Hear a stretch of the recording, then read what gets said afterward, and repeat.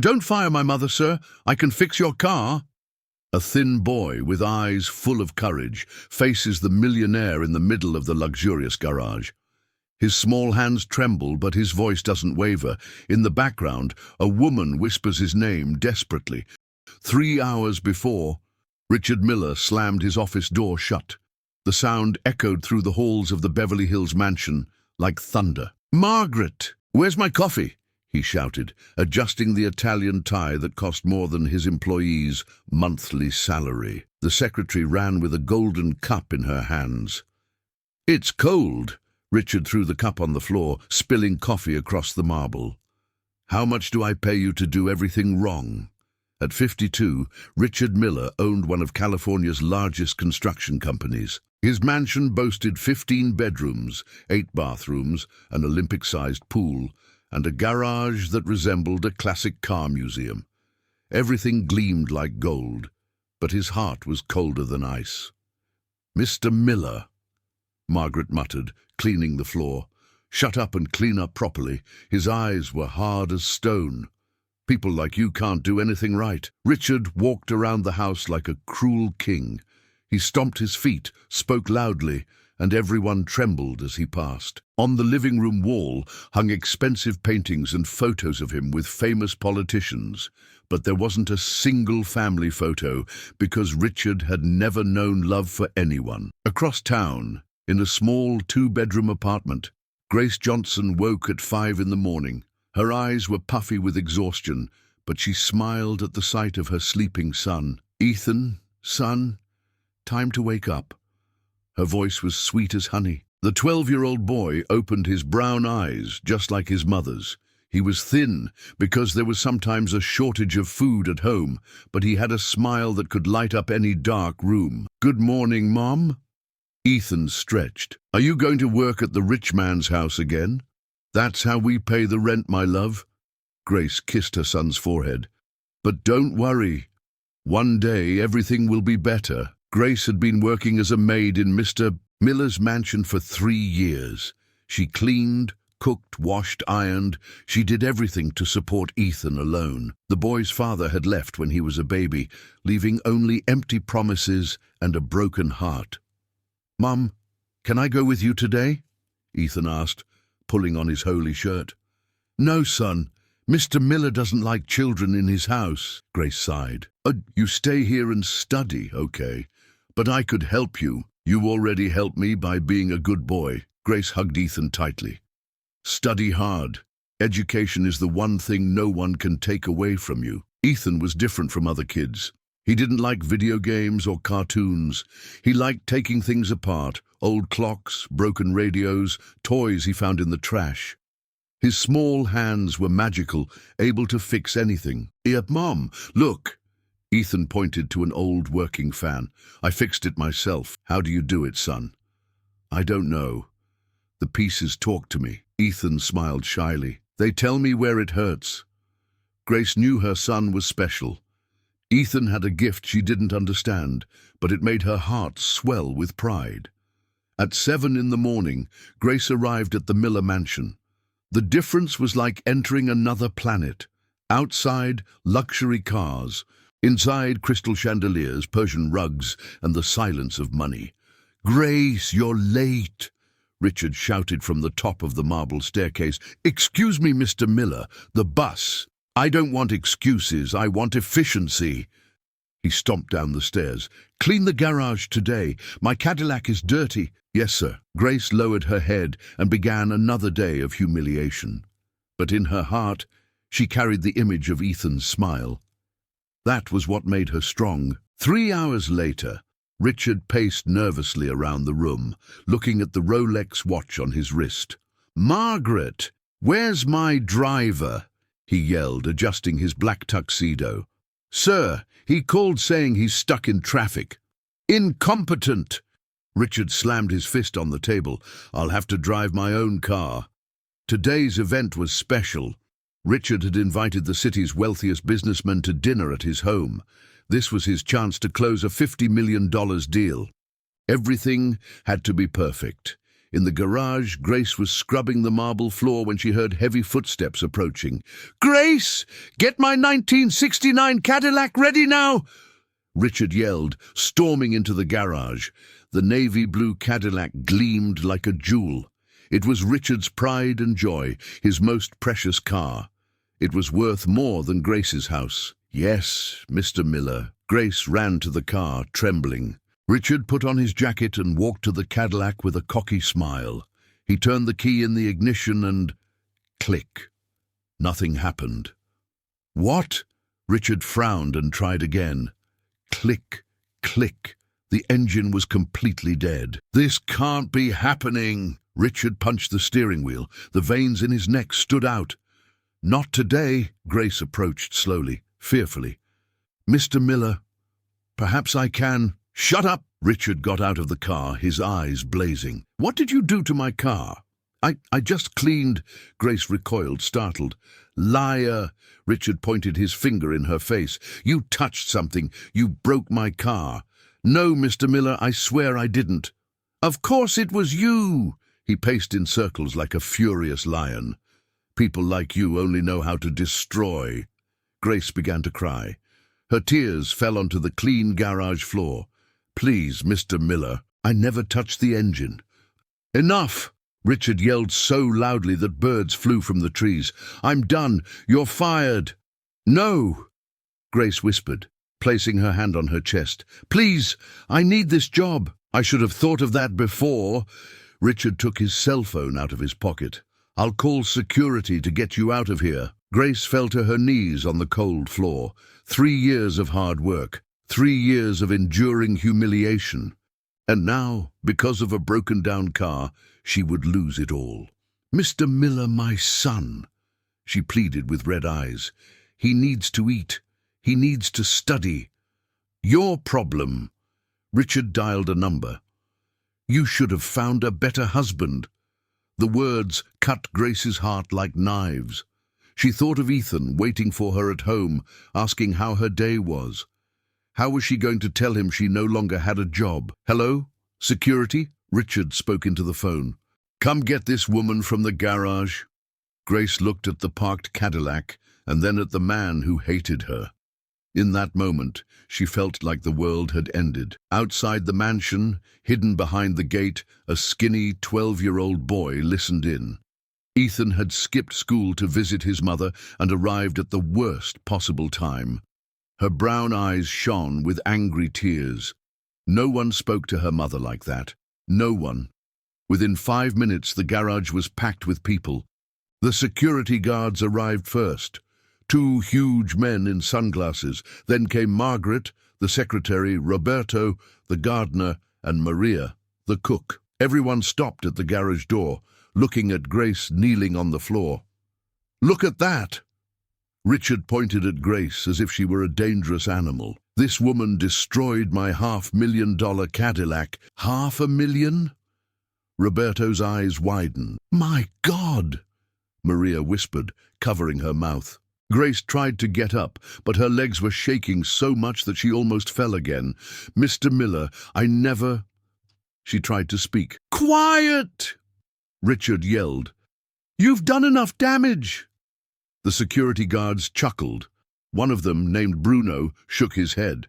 "Always the same thing with these people," Bruno murmured to his colleague. "Yeah, right."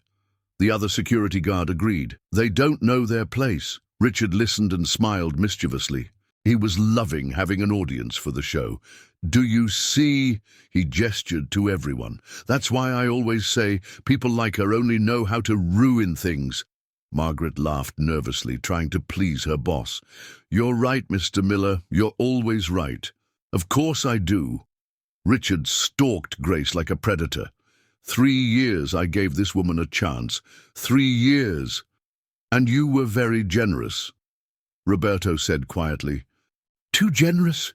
Richard clapped his hands. "And look how she pays me." Grace buried her face in her hands. Tears streamed through her fingers. She had never felt so small, so humiliated. "Please," she whispered. "My son." "Your son?" Richard laughed loudly. "Poor child. With a mother like that." Bruno laughed louder. Yeah, he'll grow up just like his mother. No talent for anything. A family of losers, the other security guard added. Maria, the cook, felt bad seeing Grace cry, but she was afraid to say anything. If she defended Grace, Richard might fire her too. You know what I'm going to do? Richard raised his voice for everyone to hear. I'm going to tell every rich person in Beverly Hills no one will hire this woman again. Grace raised her head in despair. No, please, don't do this. Yes, I will. Richard smiled cruelly. I'll spread the word that you're incompetent, that you destroy everything you touch. Mr. Miller. Grace tried to get closer. Stay away. Richard recoiled in disgust. I don't want you near me. Outside, hidden behind the iron fence, Ethan clenched his hands into fists. Each word was like a punch to his heart. People like that shouldn't even work in a family home, Margaret said, trying to impress her boss. True, Roberto agreed. They're all the same. Disorganized, Bruno completed. Irresponsible, the other security guard laughed. Richard was at the height of happiness. He loved humiliating his employees in front of others. It made him feel powerful, important. Look! He pointed to the parked Cadillac. This car is worth more than anything this woman will ever earn in her entire life, and she wrecked it. How absurd! Margaret shook her head. A lack of respect, Roberto muttered. Grace looked around and saw all her colleagues turning their backs on her. People she'd worked with for years, who knew her dedication, now treated her like trash. I always took good care of everything, she said in a broken voice. Liar, Richard shouted. You're a liar, a destroyer. At that moment, a soft noise came from the gate. Everyone turned. A thin boy with messy hair and determined eyes was walking down the driveway. Who is that child? Bruno frowned. How did you get in here? The other security guard asked. Grace's eyes widened in fright and despair. Ethan, no. The boy stood right in the middle of the garage, looking up at all the adults humiliating his mother. His small hands trembled, but his eyes shone with a courage no one expected. It was now or never. Ethan took 3 steps forward, positioning himself between his mother and Richard Miller. Even though he was small and thin, he looked like a giant in that moment. Don't fire my mother, sir. His voice cut through the silence like a blade. Everyone stopped laughing. Richard looked down at the boy and frowned. Who are you? Ethan Johnson. The boy lifted his chin. Grace Johnson's son. How dare you enter my property? Richard took a threatening step. Grace tried to get up quickly. Ethan, go away. Please. No, Mom. Ethan looked Richard in the eye without fear. He can't treat you like that. Bruno and the other security guard laughed out loud. Look, the boy wants to play hero, Bruno said, clapping his hands. How cute, the other mocked. Are you going to defend us, little boy? I know how to fix the car. Ethan spoke firmly, ignoring the laughter. The entire garage erupted in laughter. Margaret laughed so hard she started crying. Roberto held his stomach. The security guards leaned on each other, laughing. Ha ha ha! Did you hear that, Mr. Miller? Bruno wiped the tears from his eyes.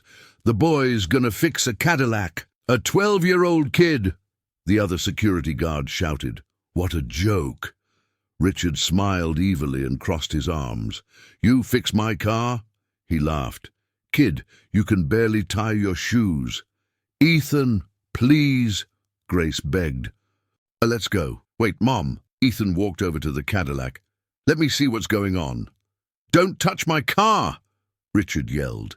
But Ethan had already pulled the lever and opened the hood. The gigantic engine appeared, full of shiny parts and colorful wires. Get that kid out of here, Richard yelled at the security guards. Bruno took a step forward but stopped when he saw Ethan leaning over the engine, his eyes focused. Let him try.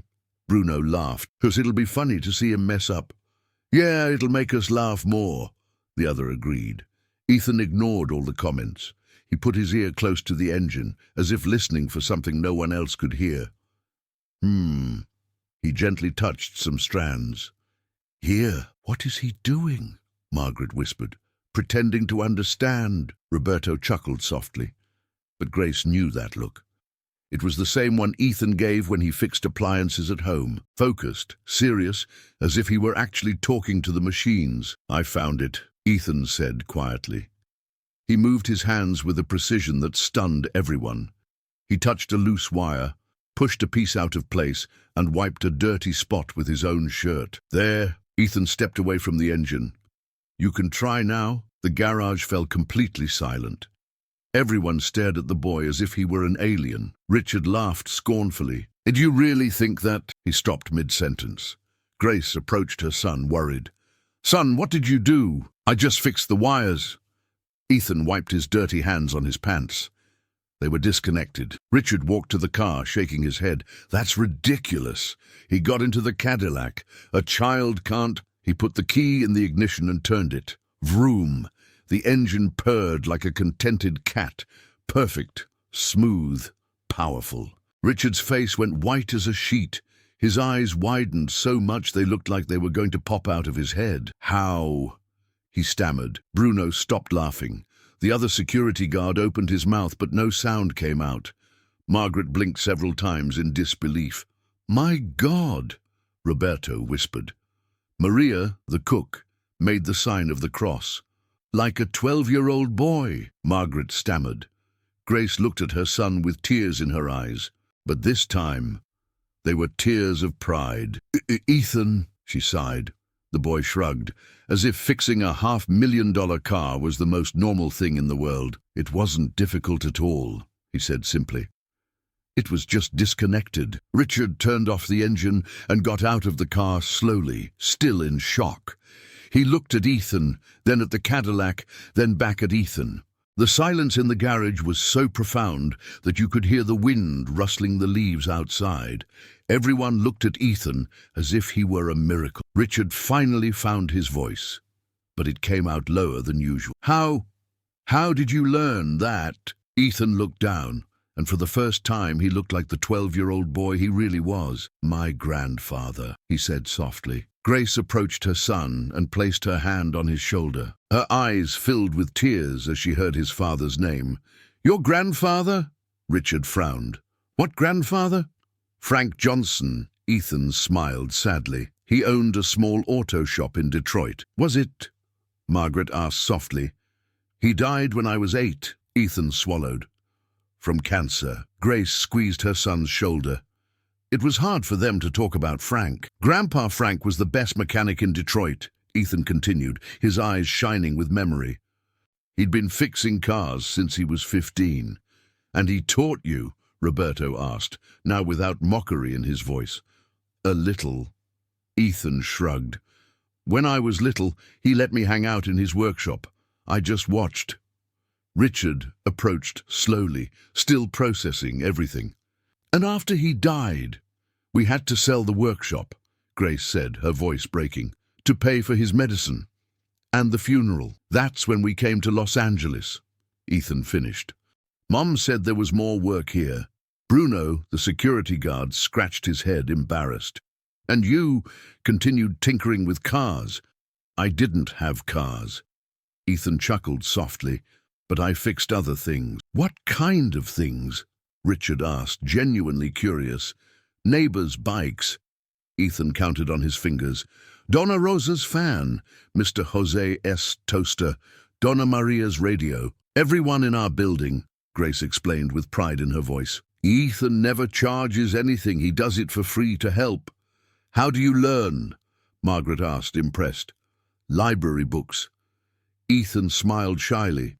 "And videos on his mom's phone when he has internet." Grace wiped a tear from her face. "He stays up late studying. He draws the pieces in an old notebook to understand how they work," Ethan added. "Grandpa Frank always said, 'Son, machines talk to those who listen.'" Richard felt something strange in his chest, a sensation he hadn't felt in years. "And you hear the machines?" "Sometimes." Ethan blushed. "It sounds silly, but when I touch the pieces, I kind of feel where the problem is. It's not nonsense." Maria, the cook, spoke for the first time. "My husband was a mechanic. He said the same thing. Last month, Ethan fixed our neighbor's refrigerator," Grace said, smiling. "And she didn't have the money to call a repairman." It was just the thermostat being out of adjustment, Ethan explained. Easy, Bruno shook his head, impressed. Man, I don't even know how to change a light bulb. I'll teach you, Ethan offered matter-of-factly.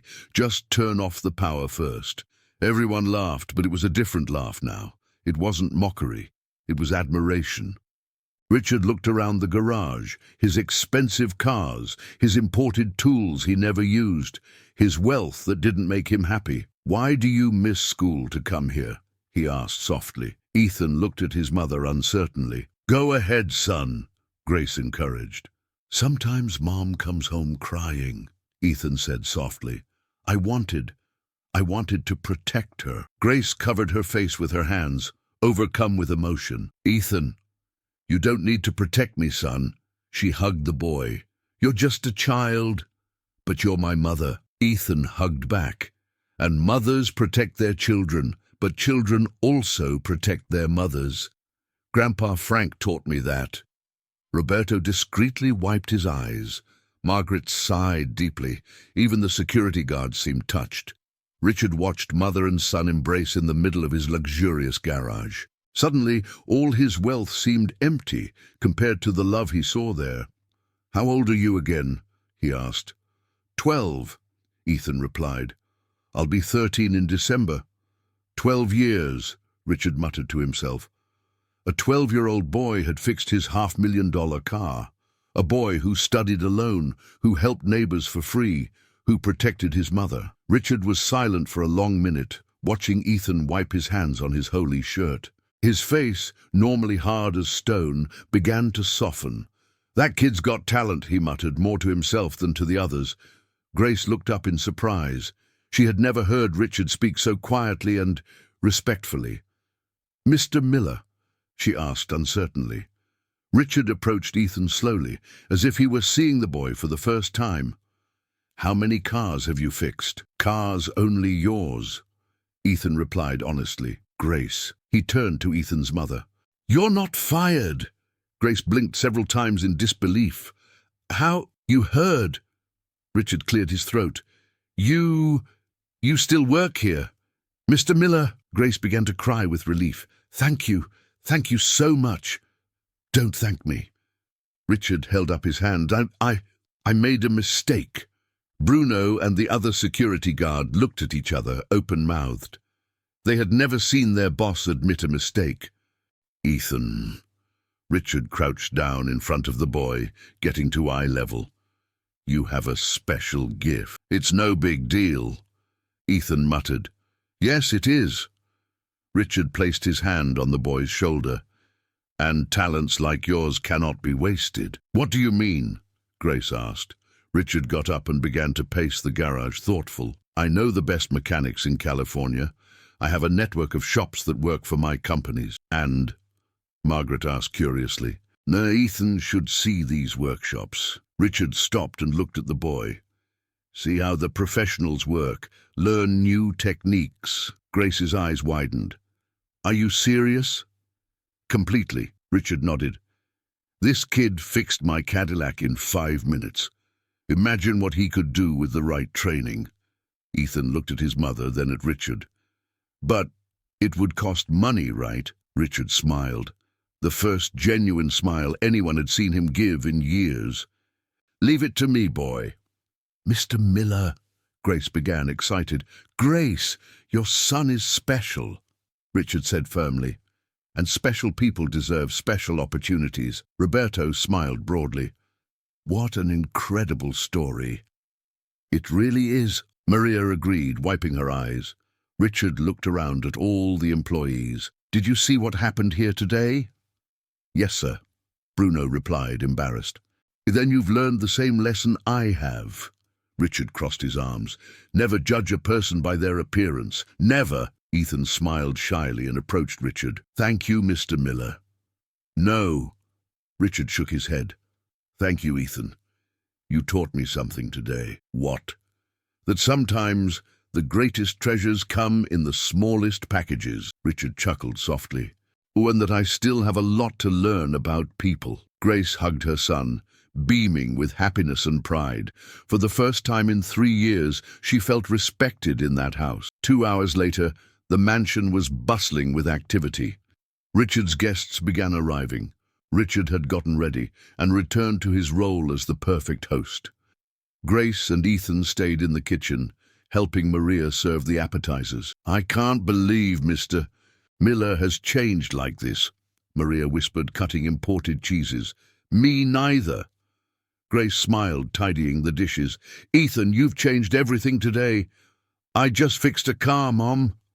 "You fixed a lot more than that, son." In the main room, Richard chatted animatedly with his partners. The sound of laughter and clinking glasses echoed through the house. "Richard, what's this story I heard?" asked James Morrison, a fat man with a grey mustache. "They said a boy fixed your Cadillac." "It's true," Richard smiled proudly. "My maid's son, 12-year-old boy." "Impossible," laughed Patricia Wells, an elegant woman with platinum hair. "A child." They saw it with their own eyes. Richard gestured excitedly. In 5 minutes, across the room, Thomas Chen, a shrewd-looking businessman, approached with interest. Where is this child prodigy?" "In the kitchen helping Mom." "Can I meet him?" Thomas asked with a strange glint in his eyes. "Sure," Richard waved. "Ethan, come here." Ethan appeared shyly in the doorway of the room, Maria and Grace close behind. All the millionaires turned to look at the thin boy in the simple clothes. "Oh, my God," Patricia murmured. "He's just a child." "Ethan, come here," Richard motioned. "Tell Mr. Chen how you fixed my car." "It was nothing major," Ethan blushed. "Just a few loose wires." Thomas walked over, studying the boy as if he were a rare item. "Interesting." He circled around Ethan. "Very interesting." "What is it, Thomas?" James asked. "Do you know about the Los Angeles Junior Mechanics competition?" Thomas grinned evilly. "That event on TV?" Patricia's eyes widened. "Exactly," Thomas nodded. "This year the prize is $100,000 and a full scholarship to one of the best technical universities in the country." Grace held her breath. $100,000 was more money than she would earn in 5 years. "So what?" Richard frowned. "Richard, my friend." Thomas put his hand on his shoulder. "This boy could represent our companies in the competition. Like this. Imagine the publicity." Thomas gestured excitedly. "But a poor kid, discovered by us, winning the biggest youth competition in the country." Richard's eyes lit up for a second, but then darkened. "Thomas, think of the media, Richard," Thomas continued. "CNN, Fox, all the newspapers. Their companies are posing as talent scouts." "That would be amazing for the boy," Grace said softly. "It would be—" Thomas agreed, but his smile was cold. "And for us too." Richard was silent, thinking. His expression slowly changed. "I don't know, Thomas." "How do you not know?" Patricia interjected. "It's a unique opportunity." "Yes, Richard," James agreed. "What harm could it do?" Richard looked at Ethan, then at his partners, then back at Ethan. His face began to turn red. "No," he said firmly. "What do you mean, no?" Thomas blinked in surprise. "I don't want people to think my company depends on a kid." Richard crossed his arms, returning to his arrogant tone. Grace felt her heart sink. "Mr. Miller," she began. "Grace, this is grown-up talk." Richard cut her off coldly. Ethan looked at his mother, confused and hurt. "But Richard," Thomas insisted, "think of the potential." "I thought—" Richard's voice hardened.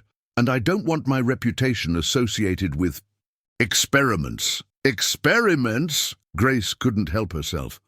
"My son is not an experiment." "You weren't asked to give your opinion," Richard retorted coldly. The mood in the room changed completely. The guests looked at each other awkwardly. Ethan lowered his head, humiliated. Thomas saw the opportunity. "Richard, if you don't want to—" He approached Grace. "I can sponsor the boy regardless." "What?" Richard turned sharply. "Why not?" Thomas smiled. My company could use a young talent as a mascot. Mascot? Grace frowned. Figure of speech. Thomas laughed. The important thing is that the boy would get his chance. Richard felt something boiling inside him. It wasn't protectiveness for Ethan. It was possessiveness, wounded pride. He's not going anywhere. Richard exploded. Ethan works for me now. Does he work? Grace's eyes widened. He's a child. A talented child, I discovered. Richard slammed his fist on the table. Everyone was shocked into silence. The gentle Richard from 2 hours ago was completely gone. Ethan looked up at the man he'd thought had changed and saw the same cruelty as before, maybe even worse. Grace took a deep breath and stood beside her son. Her eyes shone with a determination no one had seen before. Enough, she said, firm as a rock. What? Richard turned to her, irritated. I said enough. Grace took off the apron she always wore. I'm quitting. The entire room fell silent. Patricia put her hand to her chest in shock. Grace, Maria whispered from the kitchen. No, Maria. Grace shook her head. I endured humiliation for 3 years. But my son is no one's property. You can't, Richard began. Yes, I can, Grace interrupted, looking directly into his eyes. I can. Thomas approached, smiling. Grace, be sensible. My proposal still stands. No, Grace turned to him. You just want to use my son. It's a once-in-a-lifetime opportunity, James protested. For who? Grace crossed her arms. For Ethan or for you guys to make money off of him? Both of them. Thomas laughed nervously. No. Grace took Ethan's hand. Let's go, son. Mom, Ethan whispered. Well, what if we need the money? We'll manage. Grace kissed his forehead. Like we always have. Richard took a desperate step forward. Grace, you're making a mistake. Without me, you're nothing. Grace stopped at the door and turned around one last time. Mr. Miller, you are mistaken. Without people like us, you are nothing. And they left that mansion. The feeling was one of lightness. 3 days later, in the small apartment, Ethan studied alone at the kitchen table. Books borrowed from the library, scattered everywhere, videos paused on his mother's phone. Ethan, son, come to dinner, Grace called. Just a little longer, Mom. He didn't take his eyes off the engine book. I almost understand how electronic injection works. Grace had gotten a job at a diner. It paid less than at the mansion, but at least there she was treated with dignity. Son, are you sure you want to do this alone? She asked, worried. I do, Mom. Ethan smiled. Grandpa Frank always said the best teacher is curiosity itself. The next morning, Ethan found out about the competition from a flyer in the library. Mom, look at this. He ran home with the crumpled paper in his hand. Junior mechanics competition, $100,000 prize. Grace read the pamphlet, worried. Son, the registration fee is $500. I know. Ethan looked down. But I can try to raise money. How? Fixing more of my neighbors' things, charging a little this time. Grace saw her son's determination and didn't have the heart to discourage him. Okay, let's try. Ethan worked day and night. He fixed 15 bicycles, 8 fans, 4 microwaves, and even a washing machine. In 2 weeks, they raised $500. We did it, Mom. Ethan jumped for joy on the day of registration. We did it, son. The day of the competition arrived at the Los Angeles Convention Center. The venue was immense, with bleachers for 2,000 people, ESPN cameras, reporters from various networks, and renowned judges from the automotive industry. Ethan arrived with Grace at 7 a.m., wearing her only pair of dress pants and a white shirt she had ironed 3 times. And, Mom, I've never seen so many people, he murmured, impressed. Take a deep breath, son. You deserve to be here. At the entrance, an elegant young woman was checking the registrations. Name, Ethan Johnson. She looked through the list, frowning. Johnson, oh, here. She raised an eyebrow. Are you really 12? Yes, Mom. Interesting. She handed over a badge. You're the youngest participant in the history of the competition. Ethan proudly put on his name tag, Ethan Johnson, contestant #7. Across the room, other competitors chatted in groups. They all seemed older, more experienced, wearing expensive uniforms from prestigious technical schools. Look, a tall 16-year-old boy pointed at Ethan. They brought a child. He must be the son of someone important. Another laughed. He can't be here on his own merit. Ethan pretended not to hear, but Grace saw his fists clench. Ignore them, son. Let your work speak for you. At 9 a.m. sharp, the presenter took the stage. Ladies and gentlemen, welcome to the 15th Los Angeles Youth Mechanics Competition. The audience erupted in applause. In the middle of the stands, Richard Miller sat discreetly, wearing sunglasses and a cap. Today, 100 young talents will compete in 3 stages. The presenter continued. Diagnosis, repair and assembly.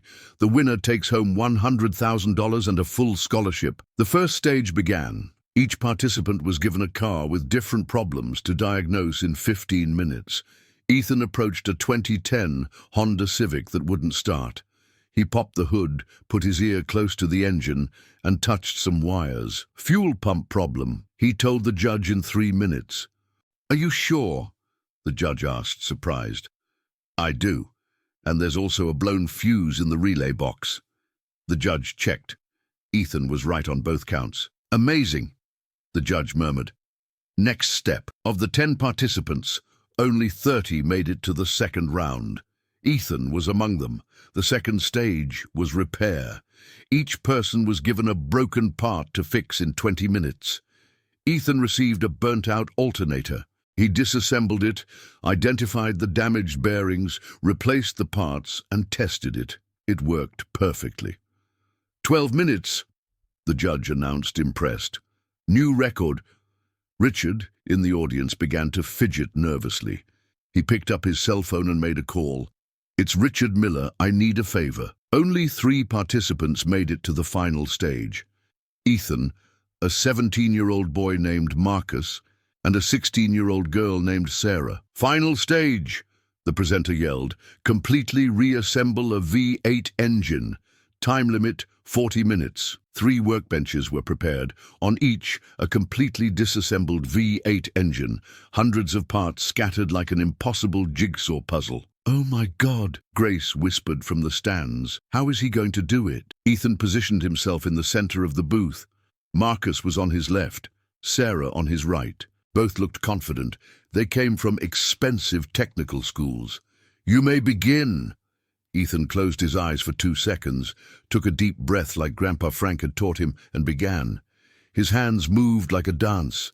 He grabbed the engine block, then the pistons, the connecting rods. Each movement was precise, sure, as if he'd done it 1,000 times before. 20 minutes, the presenter announced.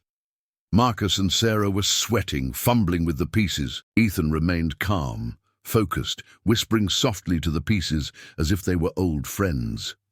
Come here, little one, he murmured to a valve. Your place is here. In the stands, Richard gave a discreet signal. A man in a black suit, posing as an organization employee, approached Ethan's stand. In one swift motion, as everyone watched the timer, the man disconnected 2 crucial cables from Ethan's engine. 10 minutes! Ethan was finishing up when he realized something was wrong. He looked at the loose cables, then at the man in the suit walking away, then at Richard in the audience. Got it all. Instead of freaking out or screaming, Ethan smiled. It was the same sabotage he'd suffered in Mr. Miller's Cadillac. Not again, he whispered, quickly reconnecting the cables. 5 minutes. Marcus had given up, his hands on his head. Sarah was still trying to fit the head, but she was lost. Ethan put the last piece on, the engine cover. His hands were oil slick, sweat dripped from his forehead, but his eyes shone with satisfaction. Time out! The 3 of them stepped away from their benches. Marcus's engine was half empty. Sarah's was working, but making strange noises. Ethan's was perfect. The head judge approached Ethan's bench and turned the key. Vroom! The engine roared perfectly, powerfully, smooth as silk. Not a sound, not a single failure. In just 40 minutes, the host shouted into the microphone.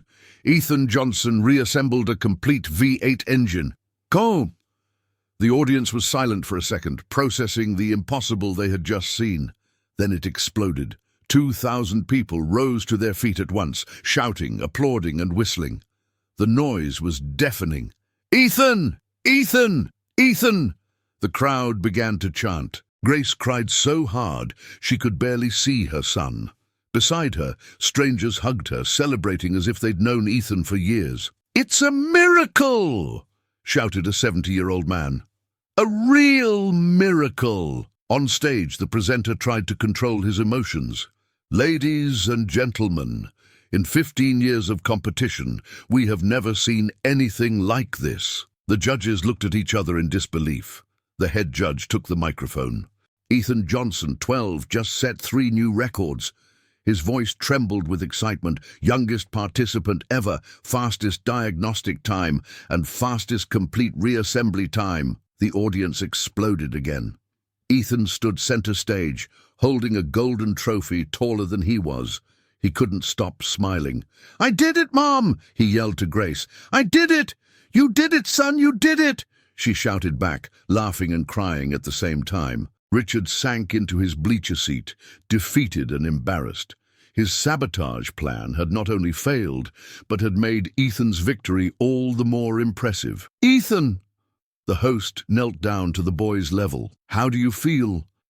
Ethan looked at the standing room-only audience, then at his mother crying with pride, then at the trophy in his hands. "I feel like Grandpa Frank is here with me." He smiled, his eyes filling with tears. "And I'm grateful to have a mother who never gave up on me." The audience melted. Even the cameramen had tears in their eyes. There, in the midst of 1,000 people applauding, a 12-year-old boy had proved that dreams are immeasurable when they come from the heart and are fueled by hard work. After the award ceremony, Ethan and Grace stood in the convention center parking lot, still processing what had happened. The trophy gleamed in the back seat of the waiting taxi. "Mom, did we really win $100,000? Ethan asked for the 10th time. "You won, son. You won." Grace smiled with tears in her eyes. "And the full scholarship, too." Suddenly, a black limousine pulled up beside them. Richard Miller stepped out, removing his sunglasses. His face was red with embarrassment. "Grace." "Ethan," he approached hesitantly. "What do you want here?" Grace positioned herself in front of her son. I came to apologize." Richard lowered his head. "And to make a proposal. We're not interested." Grace crossed her arms. "Please listen to me." Richard threw up his hands. "I was wrong. Dead wrong." Ethan looked at the man who had tried to sabotage his victory. "You told that man to disconnect the wires from my engine."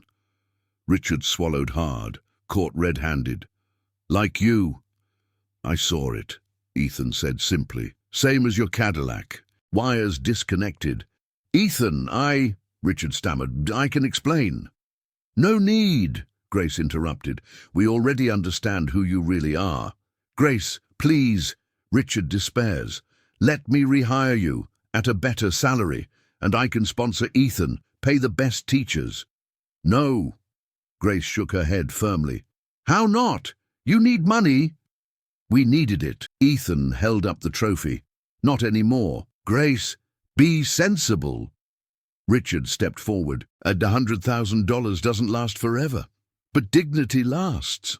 Grace looked into his eyes. "And you never gave us that." "I can change," Richard protested. "I can be different." "You had your chance, Mr. Miller," Ethan said with impressive maturity, "and you tried to hurt me anyway." At that moment, a blue Rolls-Royce pulled up next to them. A grey-haired man with a kind smile got out. "Excuse me," he approached politely. "Are you Ethan and Grace Johnson?" "We are," Grace replied suspiciously. "My name is William Anderson." The man extended his hand. "I own Anderson Motors, the largest dealership chain on the West Coast." Richard's eyes widened. He knew Anderson by name. He was one of the richest men in California. "I saw your son's performance at the competition." Anderson smiled at Ethan. "Simply spectacular." "Thank you, sir." Ethan blushed. "Ethan, I'd like to make a proposal to both of you." Richard approached, nervous. "Anderson, they're already talking to me." "We're not talking to anyone." Grace cut Richard off coldly. Anderson smiled, ignoring Richard completely. "Ethan, how about working with me on weekends and school holidays? You can learn from the best mechanics in the country. And Grace, I need a manager for my Beverly Hills branch." Grace and Ethan looked at each other, surprised. "Manager?" Grace repeated incredulously. "Manager." Anderson nodded. "I saw how you defended your son today. I need people like that on my team. How much would the salary be?" Grace asked timidly. "3 times what you were earning before, with full health insurance and tuition assistance for Ethan's studies." Richard turned pale as a sheet. "Anderson, you can't," he began. "Yes, I can." Anderson turned to Richard with cold eyes. "And I will." "We accept," Ethan said quickly, grabbing his mother's hand. "Right, Mom? We accept." Grace smiled, happier than she had been in years. Richard took a desperate step. "You can't do this. I found you. You humiliated us," Grace interrupted. "You tried to destroy us, and today you tried to sabotage my son." "Grace, I can pay more than him," Richard yelled. "What do you want?" "Money. I have more." "It's not about money, Mr. Miller," Ethan said calmly. "It's about respect and dignity," Grace finished.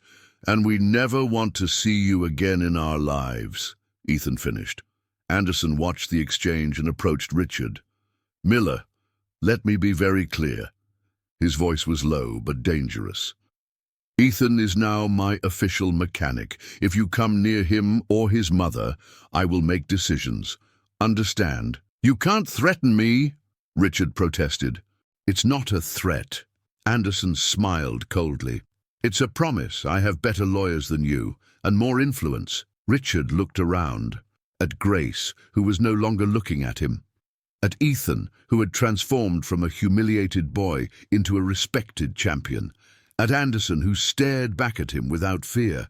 I was alone, completely alone. "And there's one more thing, Miller," Anderson continued. "I'm announcing a new partnership today. Anderson Motors will sponsor a scholarship program for young, low-income mechanics." "In honor of what?" Richard asked bitterly. "In honor of Ethan Johnson." Anderson placed his hand on the boy's shoulder. "The boy who taught me that talent knows no social class." Richard felt his world crumble. Everything he had built with arrogance was being destroyed by the kindness of a child. "You'll regret this," he yelled, getting into the limo. "No," Grace said calmly. "You're the one who'll regret it, for missing out on the chance to meet truly special people." Richard's limousine sped away, leaving only smoke and the echo of bitter defeat. Anderson, Grace, and Ethan stood in the parking lot, smiling. "So," Anderson said, "when do you guys want to start?" "Tomorrow," Ethan exclaimed, making everyone laugh. "Tomorrow is fine," Anderson agreed. In Welcome to the Anderson family, and there, under the California sun, a new story was beginning. A story where kindness triumphed over cruelty, where talent was recognized, and where a courageous mother and her special son finally found the respect they always deserved. 6 months later, Grace Johnson parked her new Honda Civic in front of the apartment where she used to live. But today she wasn't there to stay. She was there to say goodbye. "Mom, look at all these people." Ethan pointed to the sidewalk where dozens of neighbors were waiting. "They came to say goodbye to us, son." Grace smiled, moved. Donna Rosa, the elderly lady from the second floor, approached with tears in her eyes. "Grace, my daughter, I can't believe you're actually moving to Beverly Hills." "It's true, Donna Rosa." Grace hugged her neighbor. But we will never forget you." "And Ethan will continue fixing our things?" asked Mr. Jose, holding a fan in his hands. "Sure," Ethan laughed. I'll come here on Saturdays. Promise. The move to Beverly Hills had been a dream. Anderson hadn't just given her jobs. He'd given her a family. Grace now ran the West Coast's most important dealership, with a team of 50 people who truly respected her. Ethan, a familiar voice called. It was Maria, the former cook at the Miller mansion. She ran to hug the boy. "Maria, what are you doing here?" Grace asked, surprised. "I quit Mr. Miller's job last week," Maria smiled. "And Mr. Anderson offered me a job at the dealership's restaurant." "Really?" Ethan jumped for joy. "Mr. Anderson said that anyone who was friends with you was welcome on his team." Grace wiped away a tear. In 6 months, her life had completely changed, but best of all was seeing how others were benefiting too. "And Roberto? And Margaret?" Grace asked. "Roberto now works in the Anderson Motors yard," Maria said. "And Margaret, well, she's still with Mr. Miller, but he doesn't mistreat anyone anymore. Like this. After you left, he became very different, quieter, more sad." Grace felt a pang in her heart. Even after everything, she couldn't completely hate Richard. Just then, a technical school van pulled up on the corner. Ethan was now studying at the best mechanics school in California, on a full scholarship paid for by Anderson. "Ethan, let's go!" shouted Marcus, the boy who had come second in the competition. Now they were best friends. "Coming soon!" Ethan shouted back. Then he turned to Grace. "Mom, today we're going to learn about electric motors." "How wonderful, son." Grace kissed his forehead. "Learn a lot. I'm always learning." Ethan smiled. "Grandpa Frank always said you never stop learning." As Ethan climbed into the school bus, Grace looked around the neighborhood where she had fought so hard. The small houses, the narrow streets, the simple people who had always treated her with kindness. "Ms. Grace," a girl of about 8 approached timidly. "Is it true that Ethan is going to open a workshop for poor children?" "Yes, it's true." Grace knelt down to the girl's level. "He wants to teach other children how to fix things, just like his grandpa did." "Can I learn too?" "Of course you can, dear. Any child can learn." The girl ran away, shouting to her friends, "Ethan is going to teach me how to fix a bike." Grace laughed, seeing the child's excitement. Ethan had truly changed not only his own life, but the lives of many around him. That afternoon, at Anderson Motors, Grace was in her office, a real office, with her name on the door, Grace Johnson, General Manager, when she received an unexpected call. "Anderson Motors." Grace speaking. "Grace." The voice on the other end was low, hesitant. It's Richard Miller." Grace almost dropped the phone. "Mr. Miller, how did you get my number?" I needed to talk to you." He sounded different, more human. Can I come over?" "Mr. Miller, I don't think—" "Please, Grace, just 5 minutes. I have something to deliver to Ethan." 2 hours later, Richard Miller pulled into Anderson Motors driving a simple car, not a limousine. He was dressed casually and appeared to have lost weight. "Grace." He approached the counter where she worked. "Mr. Miller," she replied, professional but cautious. "First, I want to apologize again." He lowered his head. "I was cruel to you, inexcusable." "Mr. Miller, no. Let me finish." He held up his hand. "Those 6 months were the worst of my life. Not because of the money, but because I realized the kind of person I was." Grace watched him in silence. "I fired all the employees who laughed at you that day," Richard continued, "and I hired new people. People who know how to treat others with respect. Why? Because you taught me something I had long forgotten." He smiled sadly. "That it doesn't matter how much money you have. If you don't have a heart, you have nothing." Richard took an envelope from his pocket. "This is for Ethan." Grace hesitantly took the envelope. Inside was a check for $50,000. "Mr. Miller, we cannot accept—" "It's not charity," he interrupted. "It's an investment. For the workshop Ethan wants to open to teach poor children." Grace's eyes widened. "How did you know?" "I saw it on TV, the interview you gave." Richard smiled for the first time. "I'm proud of him, Grace, and of you too." At that moment, Ethan ran into the dealership, still in his school uniform. "Mom, you won't believe this. I fixed an electric car today, and—" He stopped when he saw Richard. "Mr. Miller." "Hi, Ethan," Richard said softly. You've grown up. A little bit." Ethan smiled shyly. "I heard about your children's workshop," Richard continued. "It's a lovely idea." "Thank you." Ethan blushed. "Ethan," Grace showed the check. "Mr. Miller wants to help with your project." Ethan looked at the check, then at Richard, then at his mother. "Why?" he asked, direct as always. Richard knelt down to the boy's level. "Because you taught me that the most important people are those who help others, and I want to learn to be like that too." Ethan held out his small hand. "Thank you, Mr. Miller. I will use this money to teach many children." "I know you will." Richard squeezed the boy's hand. "And if one day you want to teach me too—" "Yes, I can teach you." Ethan smiled broadly. "Anyone can learn to fix things. It just takes patience and care. End of history."